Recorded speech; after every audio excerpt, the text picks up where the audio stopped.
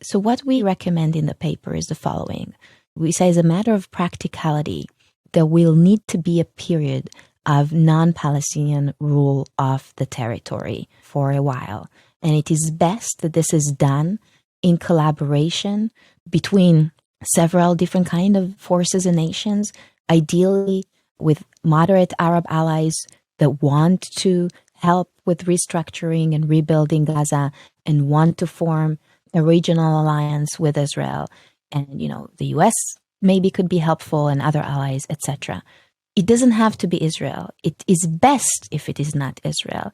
If nobody else is willing to do that, there might be no choice but for Israel to do that for a period of time. It might make the project less successful, but without it, the likelihood that Hamas will reconstitute itself, as has happened in Afghanistan, Iraq, etc., is just too great.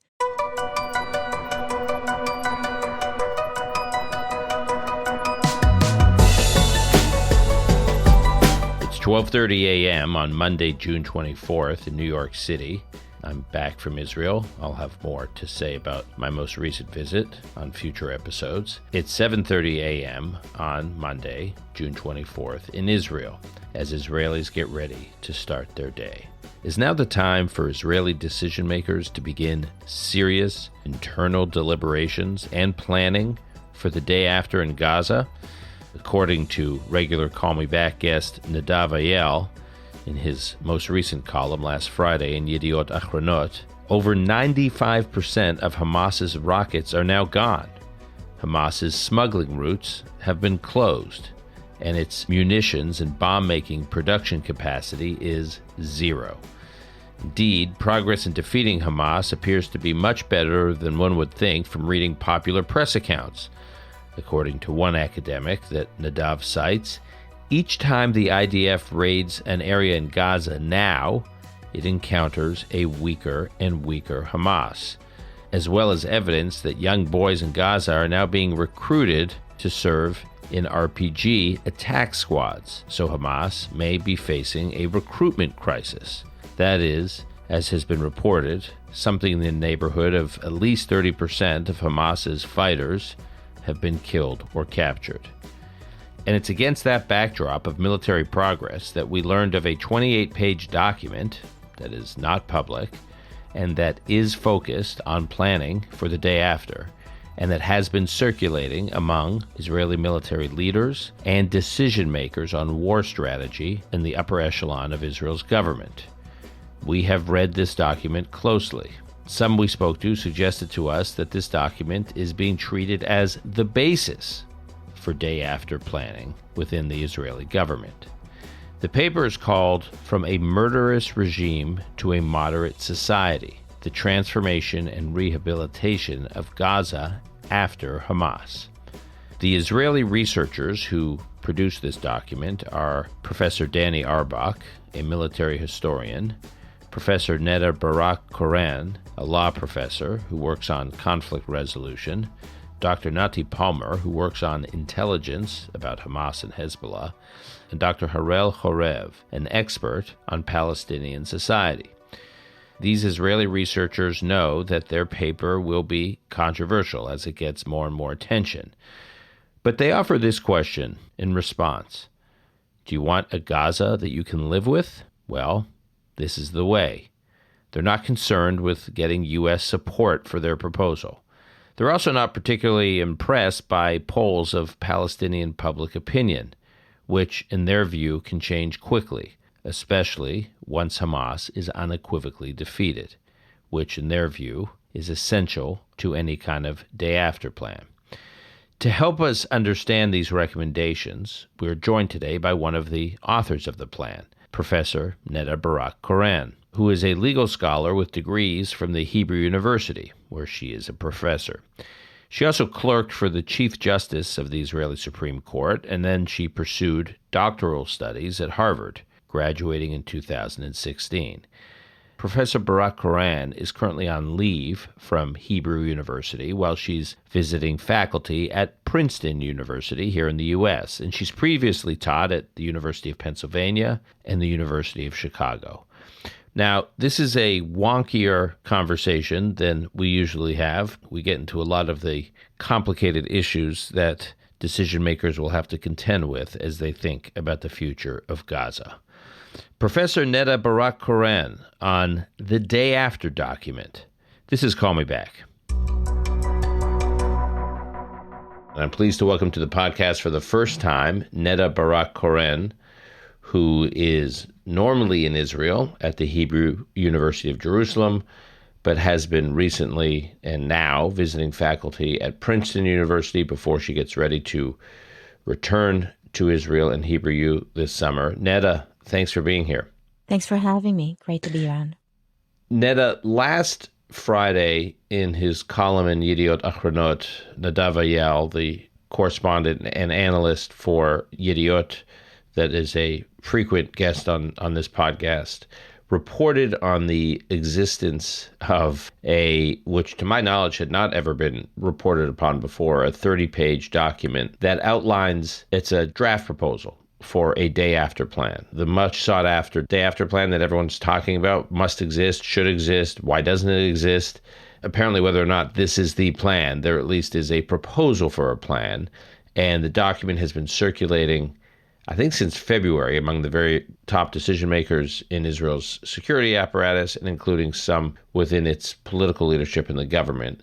And according to Nadav's reporting, it's being treated among many of the decision makers, including some on Israel's Security Council and in the War Cabinet, as a possible foundation for a day after policy. And you and three of your colleagues wrote this document. Now, the document itself has not been published. So Nadav reported on the document, but the document itself has not been released in public. Alon and I have read the document in its entirety, but we won't obviously post the document in the show notes, but we just want to talk to you about it and some of its key points to understand at least what is being, even if this is not a final plan or even the basis for a final plan, it is the basis for a discussion. And even understanding how various leaders and decision makers are thinking about this discussion and the various trade-offs is important. And I want to understand your process, your motivation, what the recommendations are. And no one asked you to do this, I don't think. So you and your colleagues took it upon yourselves to do this. And how the document was received. In the intro of this episode, I laid out your, shall we say, remarkable career and highly credentialed background. But I want to start with a few questions on the process for this project. So take me to the moment in November of 2023, which was about a month and 2 weeks, basically 6-7 weeks into the war, when you and your colleagues independently, unprompted, unsolicited, decided to take it upon yourself to work on a solution to what I would call one of the world's most perplexing problems, meaning this is not a problem that actually began on October 7th in terms of what to do with a Palestinian governing structure in Gaza, but a problem that goes back decades, if not even longer. Just tell me about how it all got started. Great, thank you. Very shortly after October 7th, and once the sort of scope and the magnitude and the methods of Hamas became known, comparisons started between Hamas and ISIS. At that moment, I think the sort of the insight that hit me was that, well, if Hamas is in any way similar to ISIS, then that is really interesting because ISIS has been largely defeated and is not today the frightening and all-encompassing and global threat that it was a decade ago. So I started reading about the military history and the diplomatic history of defeating ISIS. And then it almost immediately became clear that defeating something like ISIS only on the military level is insufficient. The situation in Iraq and in Syria now, of course, demonstrates how it's not sufficient to just move on the military front. And then came the idea to maybe look at both cases of successes and failures, of trying to rebuild and transform nations that became consumed by authoritarian and ideologically extremist and murderous regimes. And so I formed a group. It includes both Professor Dani Orbach from the Hebrew University of Jerusalem. He's a military historian, and Dr. Nati Flamer from Bar Ilan University, and Dr. Harel Chorev from Tel Aviv University were both experts on Palestinians and Hamas. And we set out to study together cases of successes and failures in trying to do exactly what Israel said it wants to do, which is to transform and rebuild in the day after. And we went over lots of cases. We focused on Germany and Japan, Iraq and Afghanistan. But this is the process that we got into, and that was all voluntary. I mean, I think the motivation was to try and see whether we can be helpful in anything. It was clear that nobody else is going to delve into the history and do this kind of research, because this is not what the government does. So your first stop in researching this topic was looking, as you mentioned, at historical precedents, both very recently and then in the 20th century. And you mentioned ISIS, but you also looked at post-World War II Germany, you looked at post-World War II Japan, ISIS, as you mentioned, and you also got into Iraq and Afghanistan. I want to start, though, just in chronological order. So let's start with Germany and then expand to Japan and going forward. What were some of the key similarities and differences between Germany in 1945 and Hamas in 2024? In both cases, you have a nation entirely engulfed and consumed by a murderous ideology that has been instilled both through education, through culture, through the structures of government, that it also inhibited any kind of opposition, and a regime that is bent on continuing through the very end without any stopping to it. Of course, when we wrote this document, it was not clear yet. It was pretty early in the war, and it wasn't still clear, how the war will end. Not that it's clear now, but the additional similarity was the Israeli goal to achieve a distraction of the Hamas regime and to ultimately build something new in Gaza, whether by itself or with allies. And so that was a goal that was also similar between what Israel sought to achieve in Gaza and what the allies sought to achieve in Germany post-World War II. And you put Japan in that category as well? Japan is a very similar category. And in fact, in terms of ideology and extremism, there are a lot of similarities in the suicidal culture of Japan and Japanese military forces during World War II, including the atrocities and the torture and the cruel methods used by Japanese forces against both civilians and military opponents, and the jihadi culture of Hamas. So that was also specifically interesting about Japan, because the ideological component and the sacrificial component was so strong in Japan before the defeat in World War II that it made it even more relevant and interesting to look at how a society, how a society can put that behind and move to the Japan that we essentially know today. Yeah, I completely agree with you about Japan. I mean, that transformation is extraordinary. I think people who spend time in Japan today don't realize that it wasn't that long ago that the culture you're describing, at least among the military and government and others in society, was as pervasive as it was. But one glaring difference between Germany and Japan, and I guess especially Germany, is however radicalized those societies were, A, they were highly educated, and B, they were pretty advanced economies, pretty advanced industrial economies. Hamas and Gaza has many challenges, not the least of which is it doesn't seem to be very advanced. It does seem like let's just say not a first world country or government. Where was Germany and Japan at the end of World War II in comparison to where Gaza is today in that regard? They were actually in a much worse situation. Of course, Gaza is under a severe state of destruction today, and the war hasn't ended, and one cannot underestimate the humanitarian crisis in Gaza now. But if we're looking back to the end of World War II, Germany and Japan, millions of people died. The magnitude of ruin of schools, of infrastructure was just enormous. In some places, more than 80% of all civil infrastructures were entirely demolished. And there were millions of people who lost their homes. And of course, those countries, each and every one of them was much, much bigger. And I haven't even mentioned, the atomic bombs on Japan. So It's true that in terms of history, both Japan and Germany had this impressive history, but their actual physical state and moral state at the end of World War II was really even much worse than it is the situation today in Gaza. And of course, what ended World War II, and that wasn't an end that was easily achieved, was total defeat. So both in Japan and in Germany, the regimes were unwilling to surrender and end the war for a very long time, even after it became clear that they will not be able to win this war. And that is, by the way, a similarity between both cases and the case of Hamas in Gaza. We see that today in Gaza as well. You see Hamas unwilling to surrender and unwilling to put an end to the war on its own volition.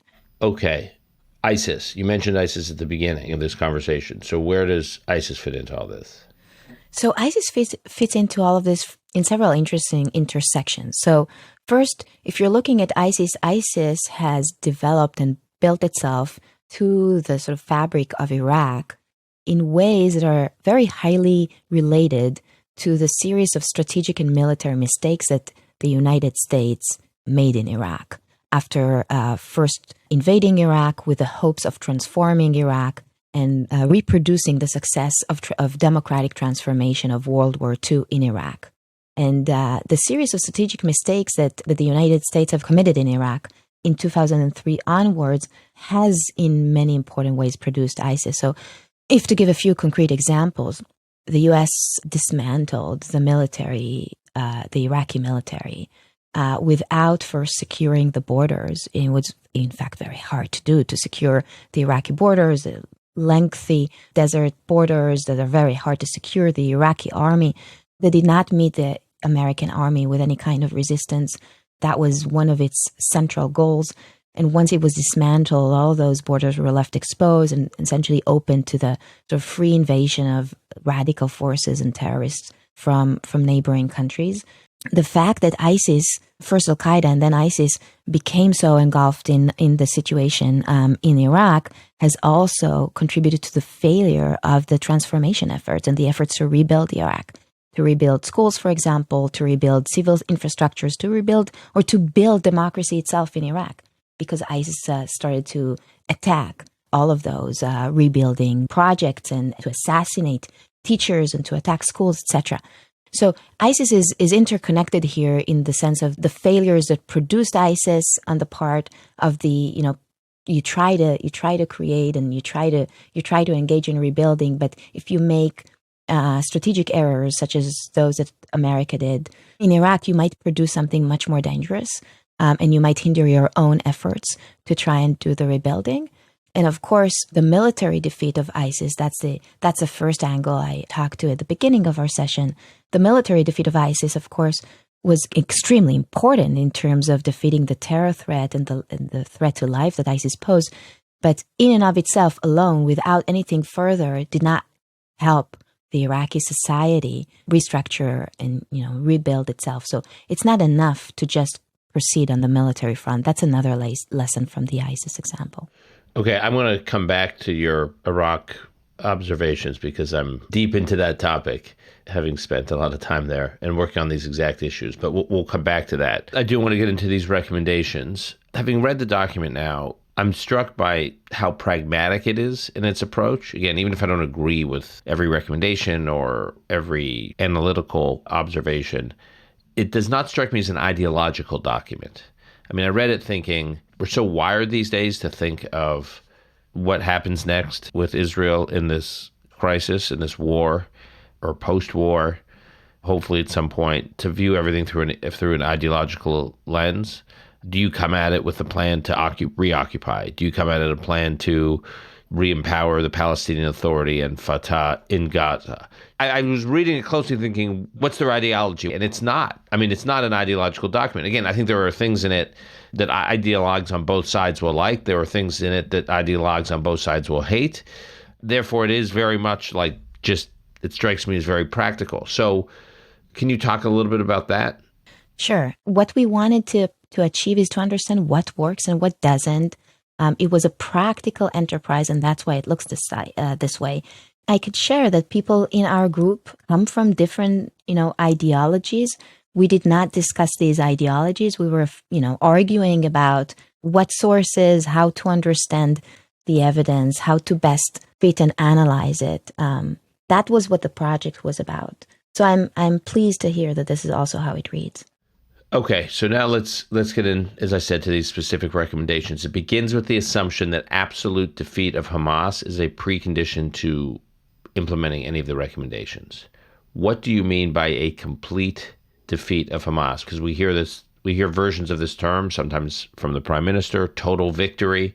I talk to government officials in Israel, and I talk to military officials in Israel, and I get different versions of complete defeat is Hamas is wiped out completely, full stop. And then I hear from others, no.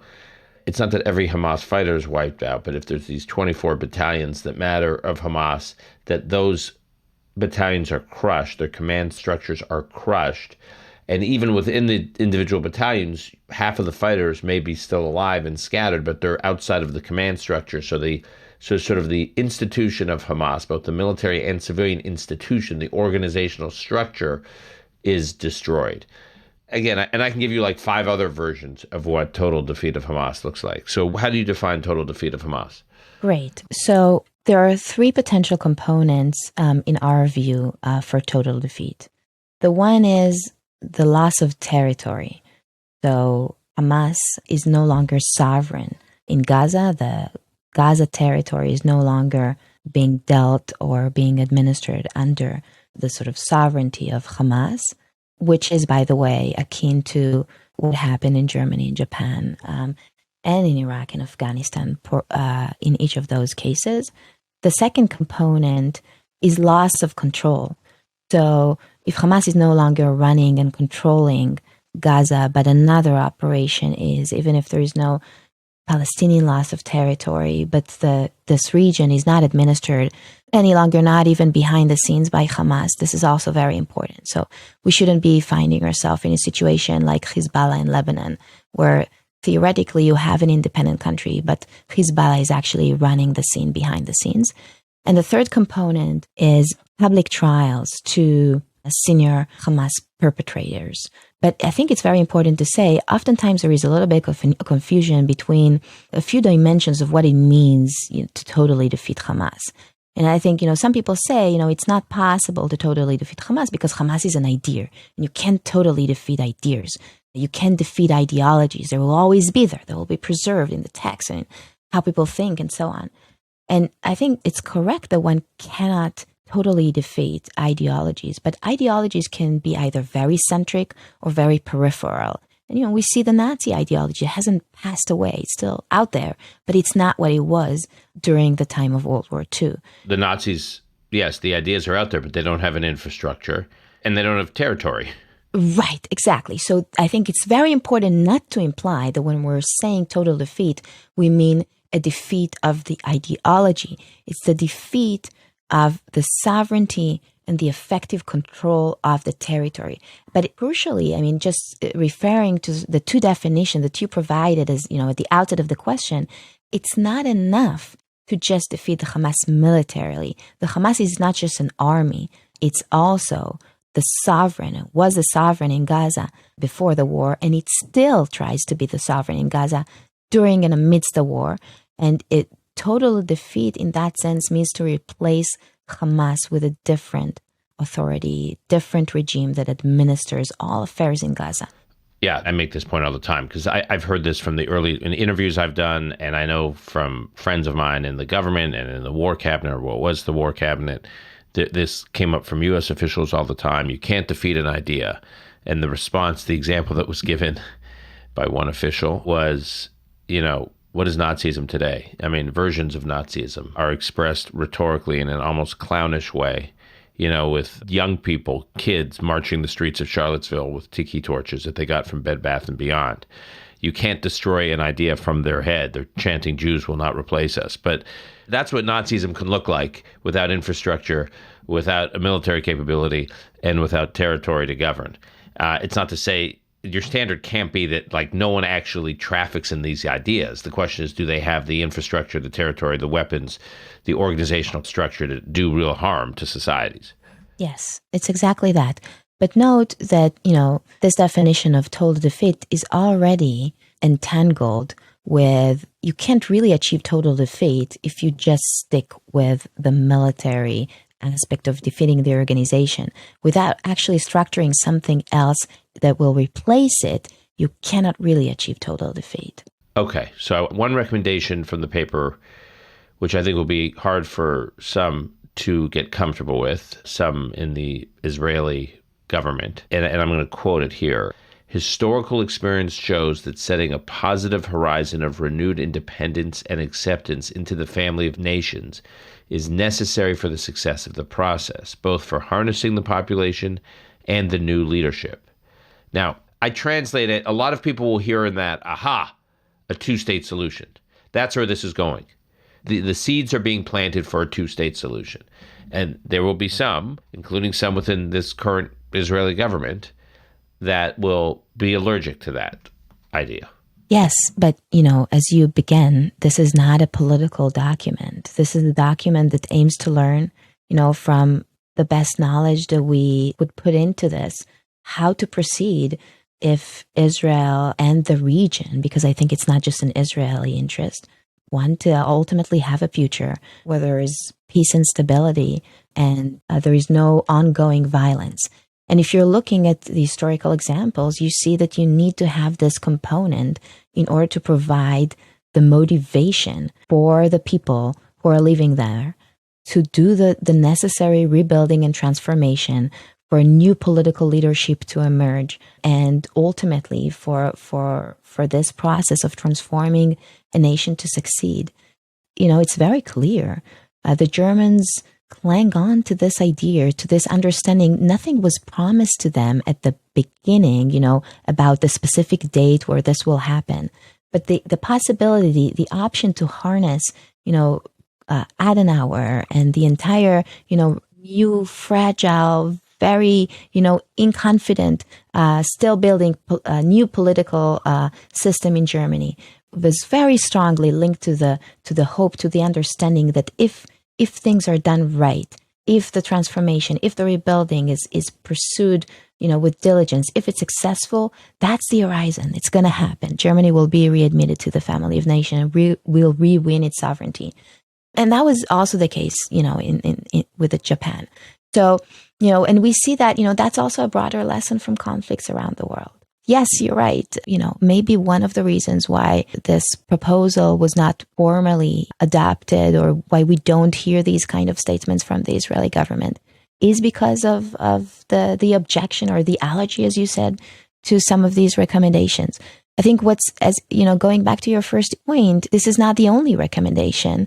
And maybe what's unique, and, Nadav Eyal defined as provocative in our findings, is that on the one hand, you have here a very strong, emphasis on the importance of total defeat, which is something that those elements in the coalition that you alluded to, are all for, alongside with ensuring the positive horizon for the Palestinians that they're all against. But that's what we found. Another controversial recommendation revolves around the notion of de-radicalization. And you write that the transformation, I'm quoting here, the transformation and rehabilitation cannot be achieved with the flow of material human resources alone. Infrastructure, food, medicine, and that eliminating the jihadist ambitions will only be possible by reforming the educational, religious, and media systems. Now, who on earth do you imagine doing that? That's a great question. And first, let me say, the very important observation that we make here is it would be very bad for Israel to try to do that directly. So given, the sort of long and bloody history of the Israeli control and occupation of Gaza, this very war, we think it shouldn't be a mission that Israeli forces are actually conducting. This is definitely a point where the allyship of the moderate Arab partners in our region is necessary. But we have here sources for optimism, because the transformations that already occurred in the educational systems of the Emirates, of Saudi Arabia, of Egypt in very recent years provide the initial sources, both in terms of textbooks, of teacher preparation and infrastructure in order to start this process. And the French and the Brits had very different models of how to do de-radicalization, denazification in Germany post-World War II. The French had an all-in, very sort of patronizing model for how to do that. The British took a more, I'm going to be a regulator on the outside. I'm going to mostly focus on saying what couldn't be, but I'm not going to tell you how to write your textbooks. And we think that Israel should definitely be on the sort of more off and regulatory sort of aspect to constitute a partnership and a coalition that could help achieve this change, or good precedents, good materials to work with. But it's very important that all of these processes will be conducted with the utmost respect to the local population and the constant sort of goal to grow, ultimately, a regime that is able to govern itself effectively and non-violently.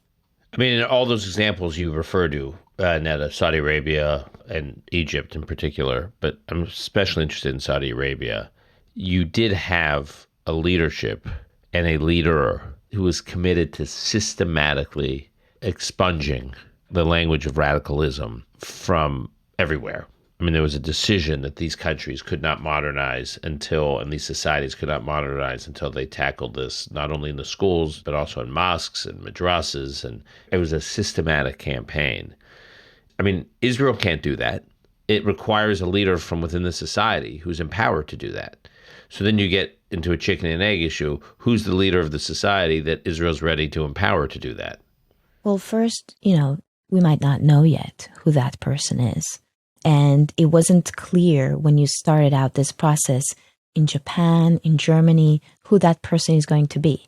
Let me, remind our listeners that Hamas has very effectively, essentially annihilated and eradicated any opposition in Gaza, both Fatah and independents. There was no way to challenge the Hamas regime in Gaza before October 7th, and even after October 7th, without, losing one's life.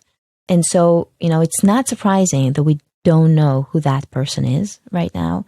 Unfortunately, the Hamas has been effective in also assassinating proponents after October 7th in Gaza when they were trying to sort of... Well, that's an interesting point that I don't think gets as much attention, is that there have been some Palestinian leaders, quasi-leaders, tribal leaders in certain parts of Gaza that have been willing to step up and try to lead and build governing capacity in some way at a very local level. Or at least try to, yeah. Right, at the local level, and work with the Israelis, and they have been since slaughtered by Hamas. Yes, and that goes back into the sort of first point that I made, that how difficult it is to try and do rebuilding, to grow a new leadership when you're still fighting the old regime, and this regime, hell-bent on making sure that nobody will replace it. So that's why you need first total defeat, and then you're able to assess the conditions under which it is possible for new leadership to grow. That's why it's so important to ensure that Hamas can no longer threaten any new leadership, such that Gazans will be able to rebuild their lives in a positive direction. Related to that, you also wrote in the paper that the moment you start talking about a day after plan, the moment you start trying to work with local people while the fighting is still going on, it poses another problem, which is it signals to the enemy that you have to defeat, total defeat, that you want this war to end, that you have one foot out the door. Even though you don't explicitly express a timeline or a clock, there is a timeline. And I've just been struck by this with U.S. pressure constantly on Israel. Where's your plan? Where's your day after plan? Where's your plan? We need to see a plan. We're in Riyadh. We're talking about a plan. We're in Cairo. We're talking about a plan. We're coming to Israel. Blinken has, done 700 trips back and forth to Israel. But we need to see a plan. And all Hamas sees in that is they want to get this thing over with as quickly as possible, which becomes an enormous strategic advantage for Hamas. Well, I sort of partially agree with you. So let me offer a little bit of a clarification because maybe it wasn't clear enough.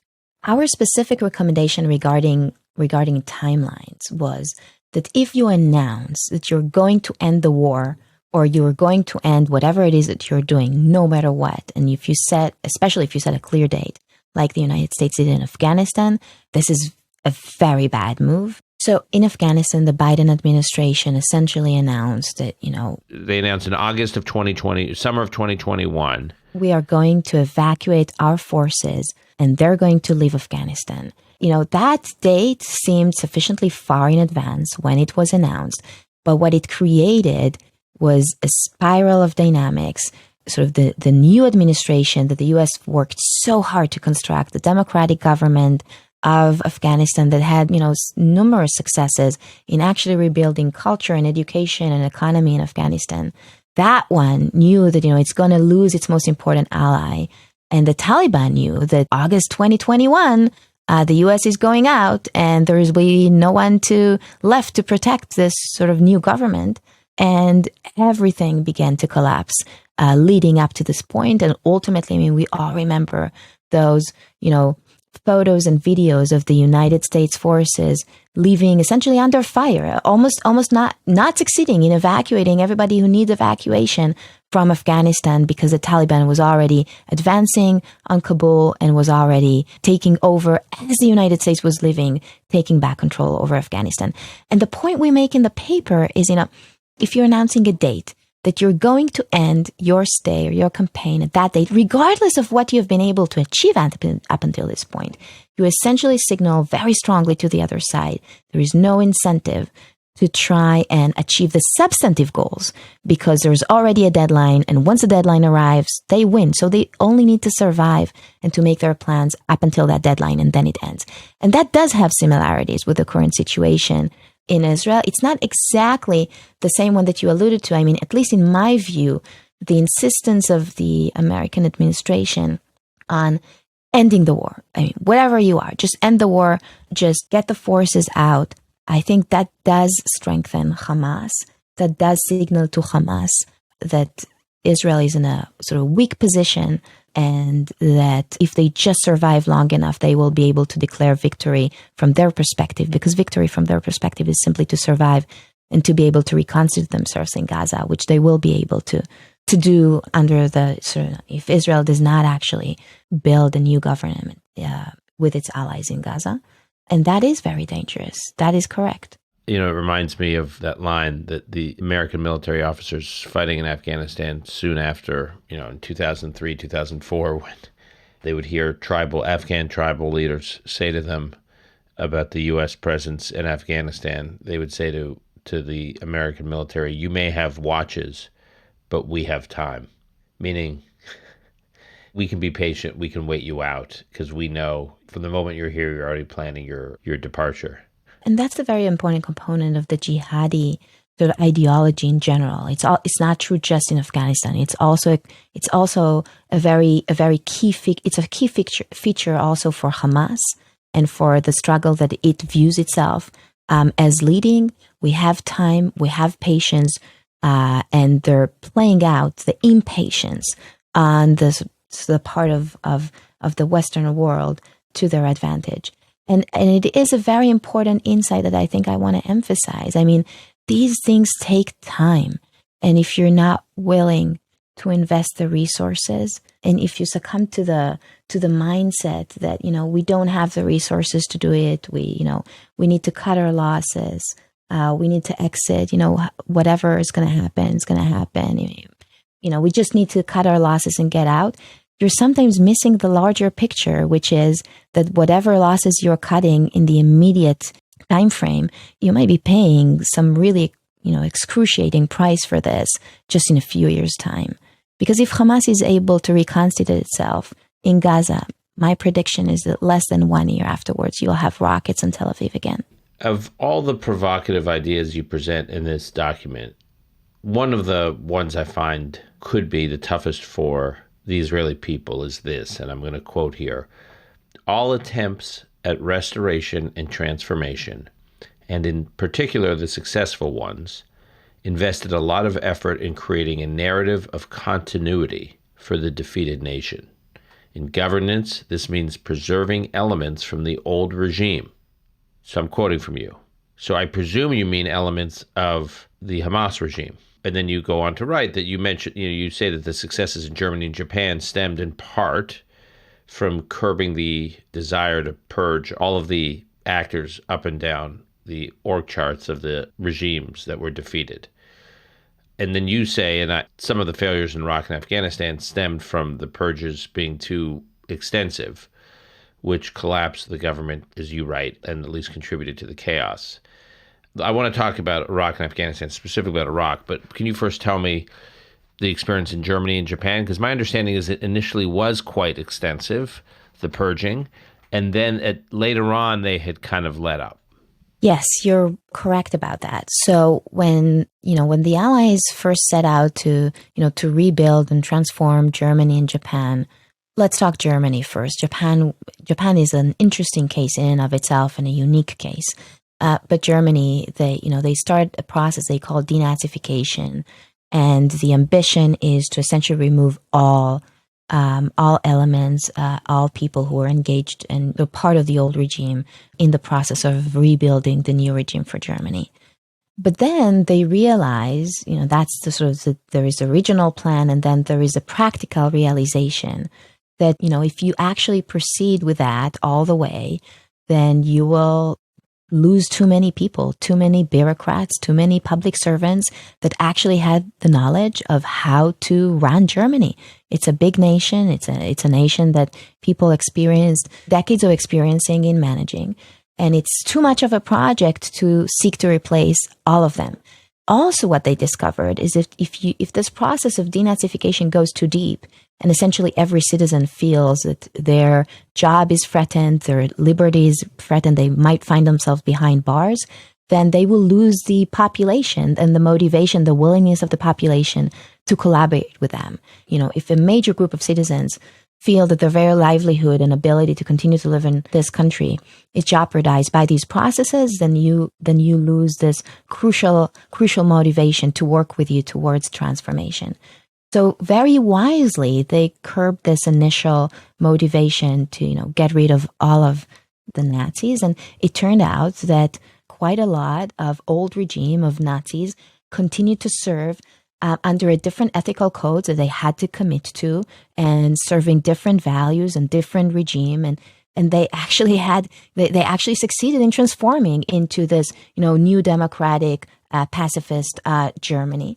And in Japan, there were some similarities in the sense that a very crucial component of the military occupation of Japan was to preserve the emperor.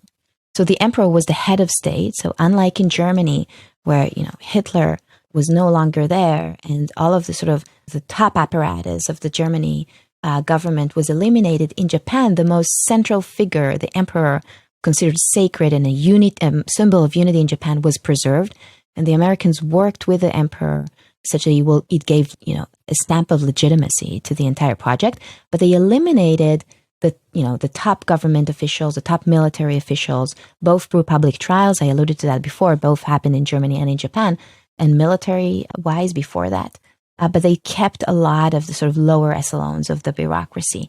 And in contrast to that, in Iraq, I'm sure you'll want to say more about that. The ambition that Americans came into Iraq with were very similar. They thought we were going to do denazification. They call it debathization. Baath was the main... Debathification, yeah. Yeah, that was the party of Saddam Hussein. The idea was to essentially achieve the same level of removing everybody related to the old regime. But they did it too successfully. They did too much of it. And one of the main outcomes was that you essentially lost control over Iraq. The system crumbled. The exiles that were brought to run the country were incapable of actually doing so. The army was dismantled as part of the debathization, sending to the streets a very large mass of people who lost their livelihoods and were military trained and had ammunitions and had weapons, essentially turning them against you. So I think it was a very important insight for us, something that we didn't know when we went in that we're going to find out. And you're right that it's probably one of the most pragmatist points of our findings. Gaza can only be managed by people who know Gaza. So you have to adopt this pragmatism where the top, people with blood on their hands cannot stay in power, but the technocrats, the bureaucrats, can and should. You're right that in Iraq, you have to think of both of these orders that we issued. I was in the government there. I worked for the coalition authority. There were two orders that were issued. One was de-Baathification, and the other was dismantling the army. In fact, the army order came first, dismantling the army. And you write that this was a mistake because the army was not part of the problem, and that the army was a unifying symbol that all factions within Iraq took pride in. I would take issue with that in the following sense. One, most Iraqis regarded the army, Saddam's army, as Saddam's principal tool of repression. That is how he maintained his hold over society, was with the army and Mukhabarat, the security service. And the army was staffed at the senior levels by Sunni Muslims loyal to Saddam, not a majority of the population, but Saddam's ethnic sectarian faction within Islam. But the rank and file, the conscripts, were Shiites, largely Shiite underclass, who, the moment the U.S. rolled into Iraq, they scattered. Those units disappeared. Those army units disappeared. Literally, we had General John Abizaid, who was a senior military official at the time, head of Central Command. We had Walt Slocum, who had worked in the Clinton administration as head of policy, undersecretary for policy in the Defense Department, who was with us, who had done all this analysis. And they said they couldn't find a single standing unit. All these units had scattered. Why did all these units scatter? Because many of them, most of them, were staffed by Shiite Muslims who were thrilled to no longer have to deal with their Sunni commanders anymore, who treated them horribly. So I don't believe that a majority of the Shiites viewed the army as some source of national pride and unity. And actually, when we first got to Iraq, kind of April, May of 2003, and we were going, and our biggest concern was that the country was going to split apart, A, and B, the big mistake of the first Gulf War was that we completely abandoned the Shiite majority. We basically left the Shiites to be slaughtered by Saddam. After we encouraged them to rise up in the south, we, the U.S., we encouraged them to rise up in the south, in southern Iraq, and then when they did and Saddam slaughtered them, we were not there for them. So there was complete distrust of the U.S. And you're talking about something like 60% of the population, when you talk about the Shiites of this country. 60% of the population are Shiite, and we couldn't afford to have them not trust us. I was in Iraq on April 9th of 2023, before we had formally gone in on the civilian side, but I'd gone into Qasr, which is in southern Iraq. I'd gone in from Kuwait and met with a number of Shiite leaders.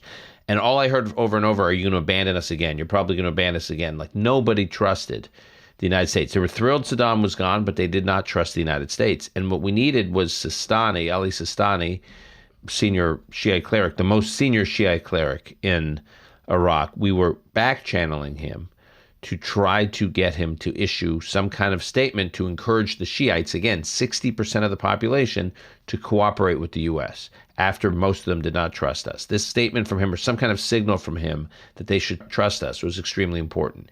And he basically made it clear to us, if Saddam's army is still in power, I'm not going to issue any statement. I'm not going to, project any, I'm not going to fire up any signal that the Shiites should cooperate with you, because if Saddam's army appears to be back in power, which means his leadership structure, which means the officer corps, then it's just like 1991 all over again. And we're not doing this. And he said, so he told us through back channels, you need to make a clear break with Saddam's army. And then in the north, we had the Kurds, which were obviously not as large of the representation of the population as the Shiites, but they're still large, something like 20%. And they also resided in very important part of the country in the north, in the Kurdish areas of the north. They also had been brutally victimized by Saddam's army, chemical attacks, years of brutal repression. Their leaders, Barzani and Talabani, told us very directly, not through back channels, that if you do not disband Saddam's army, we will secede. The North will secede from Iraq. So then you would have that, what we feared the most, which was this early breakup of the country into different mini-states. So we were trying to hold the country together, and what we're hearing from everyone is, unless that army is gone, this country in the north breaks apart. For the central part of the country to the south, you have 60% of the population that won't cooperate with the Americans. So first, that's fascinating. Second, I think it's a good demonstration of the fact that that sometimes your goals can conflict, and different kind of goals and different kind of measures would not easily be reconciled with each other. And I think, maybe the United States had other ways to deal with it. I'm not sure we want to, go into this rabbit hole of thinking of different alternatives, such as, for example, removing the top Sunni layer but trying to reconstruct the army around some different, structure of leadership, or just bringing much more, many more American forces in order to secure the borders, the long borders of Iraq, which, once the army was dismantled, were left entirely exposed. The border issue is extremely important. And what the U.S. had done mistakenly after the war, is we had very much lightened the U.S. military presence. So in that sense, it was the worst of both worlds, in that we had no Iraqi army to deal with, because it had disbanded itself, and B, I guess the decision for us was not to disband the army. The decision is whether or not to reconstitute Saddam's army, which, for all the reasons I just said, would have completely discredited us with the Kurdish and Shiite leaders. At the same time, if that's the path you're on, then you've got to make sure you've got a massive military presence, which we did not have. Soon after we arrived in Iraq, the administration had made the decision to lighten our footprint. So we just didn't have the presence to do a lot of things: manage civilian populations in urban areas, or do borders.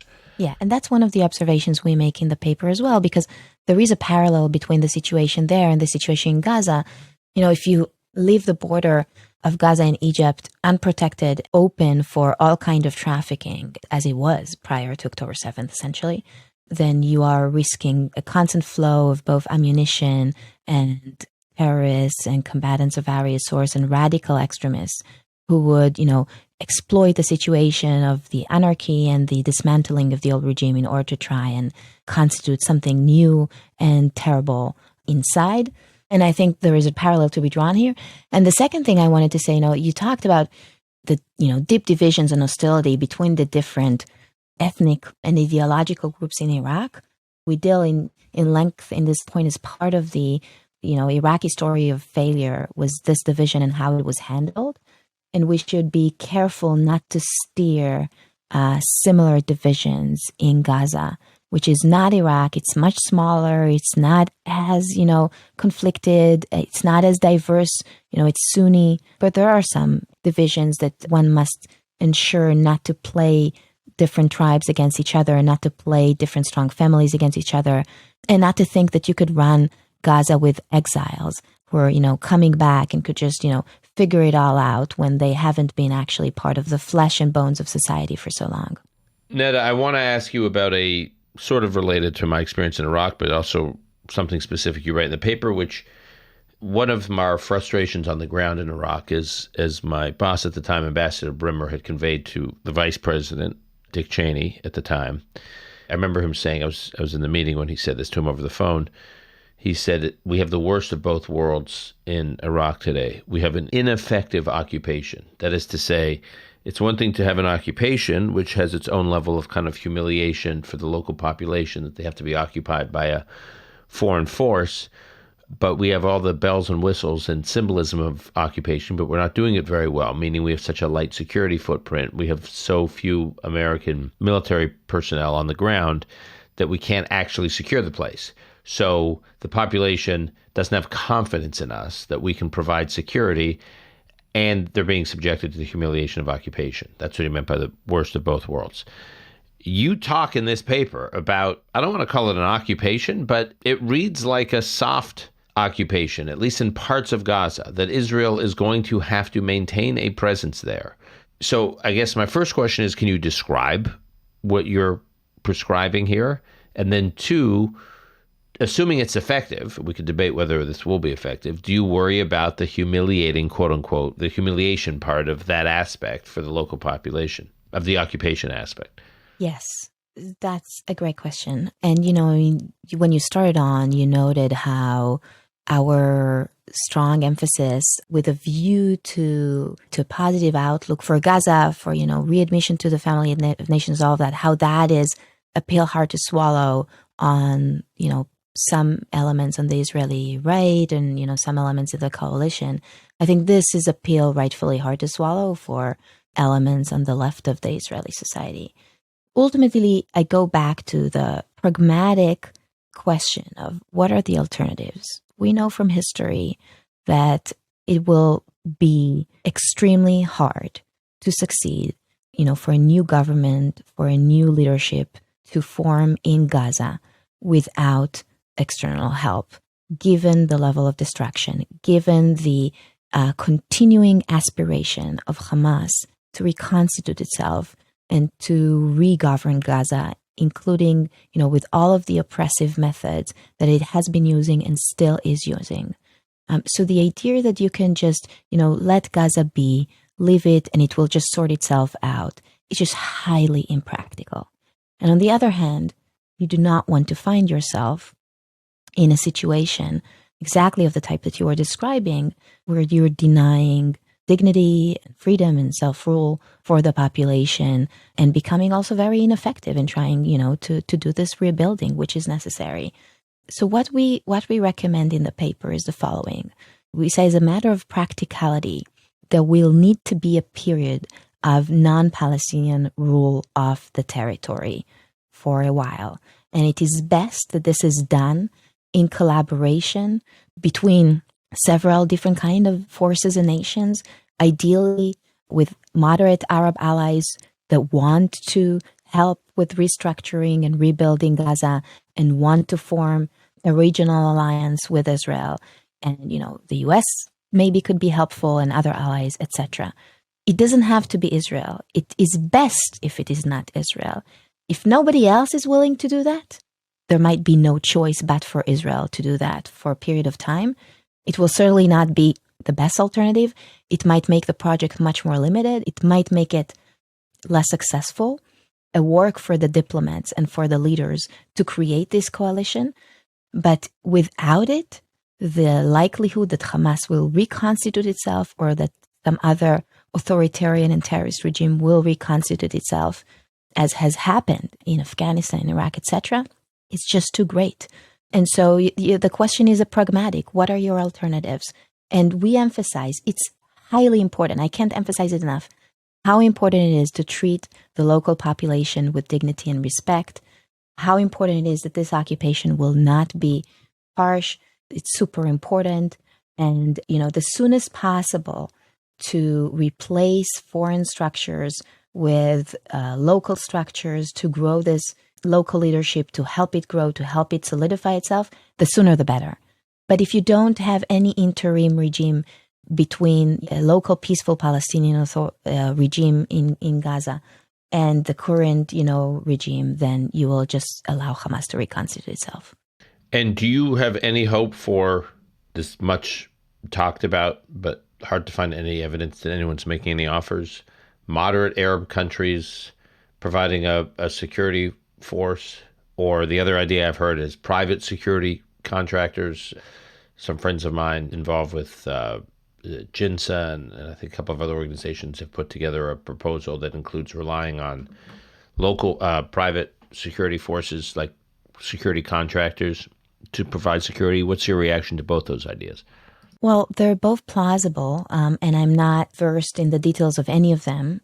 Again, I want to emphasize that everything that we talk about is research, and none of us is, connected or, is being fed by the most up-to-date either diplomatic information or intelligence information. We do the best we can to learn from history.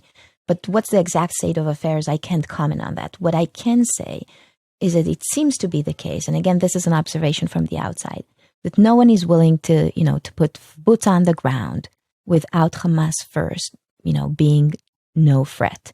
And I think, that is a sensible demand, but in order to get to the point where other players can be integrated, can be collaborated with on the security needs and on government needs, you have to first create the settings, the conditions for them to be able to come and give their help, to come and offer their help. In other words, we go back to the point about the importance of defeat. Right. At the beginning of this conversation, we talked about Nadav Eyal, who reported for Yediot on last Friday, that your document has had a much bigger impact on members of what was the war cabinet and others in the security apparatus than you could have ever predicted, according to Nadav. What do you know now, even if indirectly, about the influence this document has had on the government and the military? So the first thing we know is that it was very well received. We know it was well read and circulated, that very senior people got it more than once with the recommendation of reading and discussing it. And we know that it had a major effect in helping senior officials understand the sort of historical examples and the kind of different prospects or avenues of potential action that either they didn't think about or understand before, or existed just as mere sort of titles or buzzwords for them, and the paper was helpful in getting them well versed into these histories and the lessons they can learn from them. I think it's super important to create this plan, even if it changes afterwards, even if it will not be, even if you will not be able to implement it exactly as you planned, and even if you're still not at the point of total defeat of Hamas, because what we find is that the window of opportunity for positive change is actually, very narrow, and you need to act fast. And so it's super important to do this planning, even behind closed doors and with your allies. I'm worried because I'm not sure that this is actually being done, and I hope it is. But, this is a lingering worry for me. But, it's important to mention, as I said at the beginning, that you were researching and working on this document way before the words "day after" became buzzwords, source of such controversy. What did you think would happen when you presented this work to decision makers? Like, how did you think things would play out, and how have they actually played out? Well, one thing we hoped for, and this was, in fact, our first recommendation, we hoped that our analysis would help them understand that they need to stay in place and build a civil apparatus to deliver services for the Gazan people, whether, to assist with the urgent humanitarian needs, to provide civil services, both just to cater to these urgent needs, and also to prevent Hamas from reconstituting itself as a governing authority. And its effective method of recruiting to its forces was through the delivery of these civil services, of these public services. We hope that will happen, that they will, that Israel will constitute such civil administration with international forces, with allies, but will stay in place and will actually govern the areas that it sort of cleared Hamas from. That didn't happen. So that's one thing to note. Israel invested lots of humanitarian efforts, but it didn't do that. And the second thing that we hoped will happen, and I think happened to a much smaller degree than we hoped for, is that Israel will start investing in researching and preparing and, a plan for the day after. Now, I want to be fair from an historical perspective. When Britain started to talk about the day after World War II in Germany, the first reaction was by the United States, by the USSR back then, later by France, was, you're crazy. This is overly ambitious. This cannot be done. It took a lot of time for Britain back then to convince its allies that it's a worthy and possible effort to try and rebuild Germany as a democratic and peaceful nation. And ultimately they succeeded. So I get that it takes time to come into, to be able to reckon with and to come into embracing this kind of approach. But given the short window of opportunity, given the urgency, and given the mistakes that you might make that could, jeopardize the entire enterprise, I think it's still super important to get this insight into place sooner rather than later. We hope that this is what the paper will be able to do once we understood this insight ourselves. And I'm not sure that was actually achieved. Okay, Netta, we will leave it there. I am grateful for the work you have done, the parts I agree with and the parts I disagree with. I am grateful for the entire effort. It's extraordinary. I know a number of Israeli officials feel that way as well, certainly having impact and making the rounds. And I look forward to seeing where it goes and how it plays out. But until then, thank you also for coming here on our podcast to have this conversation and get into it a little bit. Thank you very much. And let's hope for a better future, for a better day after in Gaza and in Israel and the region. Absolutely. Absolutely. Thanks. Thank you.